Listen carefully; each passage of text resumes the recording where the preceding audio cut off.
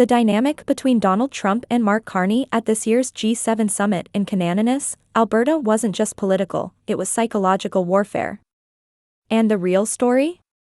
It wasn't in the words spoken, it was in the look on Mark Carney's face. From the moment Trump entered, the power imbalance was obvious.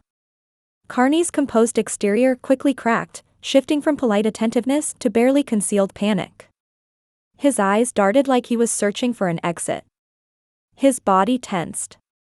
This wasn't just a meeting of global leaders, it was a masterclass in power dynamics, with Trump firmly in control and Carney visibly unraveling. Carney's introduction of Trump was a train wreck from the start.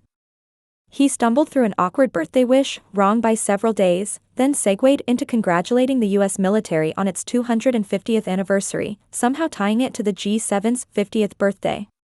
The speech felt unrehearsed, scattered, as if Carney was buying time, unsure of his next move, and the repetition? Telling, this is the 50th birthday of the Seven, the G7 is nothing without U.S. leadership, your personal leadership. It wasn't admiration, it was submission. Meanwhile, Trump was the image of confidence. Relaxed. And shaken. Dominant. He didn't just stand at the podium, he owned it. He mocked left-wing ideology, took jabs at Trudeau and Obama, and torched the decision to kick Russia out of the G8. He wasn't playing nice. He was making it clear, he's back, and he's not here to whisper Carney. He looked like he was watching a carefully built illusion, the globalist consensus, get bulldozed in real time. This summit wasn't about global cooperation. It was about who bends and who breaks, and Mark Carney, he bent. Trump wasn't done taking direct aim at the war in Ukraine, he declared flatly, it used to be the G8, until Obama and a person named Trudeau kicked Russia out. That was a mistake. You wouldn't have a war right now if they were still at the table. It was more than a political jab, it was a calculated gut punch aimed directly at the liberal establishment. And standing right there, caught in the verbal crossfire, was Mark Carney. His face said it all. A forced half-smile. Darting eyes. Silent. Powerless. The man once known as Trudeau's economic brain, the central banker turned statesman, was now forced to silently endure as Trump torched his former boss and dismantled the very policies Carney helped build, and Trump didn't stop there. He pivoted, hard, into immigration. With fire in his tone, he vowed to deport millions, blaming Biden for letting in killers, gang members, and dangerous criminals. The message was loud and clear, Trump was here to fight for national borders. And anyone championing open immigration was in his sights. A Mark Carney? He's been a longtime ally of the Century Initiative, a plan to balloon Canada's population to 100 million by the year 2100. It's a policy grounded in globalist ambition, one that critics say is detached from economic and cultural reality. And here was Trump, torching the entire vision in front of the world. Carney looked stricken. This wasn't a debate. This was a political exorcism. Trump was unraveling the liberal worldview, Carney's worldview, one issue at a time, and then the moment that said it all. As Trump paused, letting his words hang in the air like smoke, Carney tried, meekly, to step back in. If you don't mind, I'm going to exercise my role as G7 chair, he muttered, but it was too late. The tone had been set.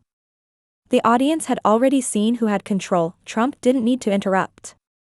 He'd already won. This wasn't just a bad day for Carney. It was an exposure of weakness, of detachment, of the crumbling credibility of a technocrat elite caught flat-footed in a world that's moving on, and for millions watching, across Canada, the US, and beyond, it confirmed what they already suspected. Mark Carney may hold titles, but Donald Trump holds the room. Trump's response, saying you may. Mark, dripped with condescension. It was just a few words, but it said everything. Carney wasn't asserting authority. He was asking permission, and Trump? He granted it, like a CEO indulging an assistant. Because in that room, he wasn't just a guest. He was the one calling the shots. From that point forward, the tone was locked. Reporters addressed their questions to Trump, not Carney. Even Canada's own Prime Minister faded into the background, a bystander at his own summit. When trade came up, Trump bulldozed through Carney's carefully calibrated economic lingo. No charts. No jargon. Just straight, sharp, tariff first talk.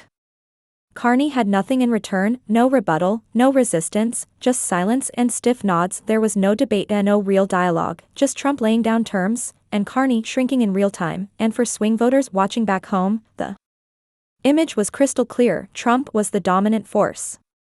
Carney was outmatched. Leadership isn't just about policy, it's about presence. And in that moment, Carney had none. He couldn't defend allies. He couldn't counter Trump's populist rhetoric. He couldn't even steer the conversation. He was, in every sense, a follower. And that begs the question: if Carney can't hold his ground against Trump in a staged, friendly setting like the G7, how would he handle China, Russia, OPEC? How would he represent Canada on the global stage? Or even survive a federal debate? Because what this summit exposed was bigger than one man's awkward silence. It revealed the ideological chasm between Trump's nationalist surge and the globalist orthodoxy Carney represents, and it showed just how unprepared that orthodoxy is to fight back. Faced with that clash, Carney didn't engage. He retreated, and that's not leadership. That's surrender. By the time the summit ended, Carney looked like a man who had just walked through a political minefield and realized too late, he wasn't wearing boots. The camera. But the damage had already been done. Everything had been caught on video: the long pauses, the tight smiles that didn't quite feel genuine, and the moments of silence that felt heavy and uncomfortable. For viewers at home, and especially for voters trying to judge whether he's ready to lead, those unscripted moments said far more than any speech ever could. In politics, appearances matter. And the way this situation played out didn't reflect well on Carney. It wasn't just that he stumbled, it's that he couldn't regain control. He didn't manage to shift the tone, recenter the conversation, or hold the room. In that moment, he didn't lose just the message, he lost the momentum, and with it, the sense of leadership. True leaders don't just show up to meetings, they take charge, set the tone, and lead with confidence. But here, Carney struggled to do any of that.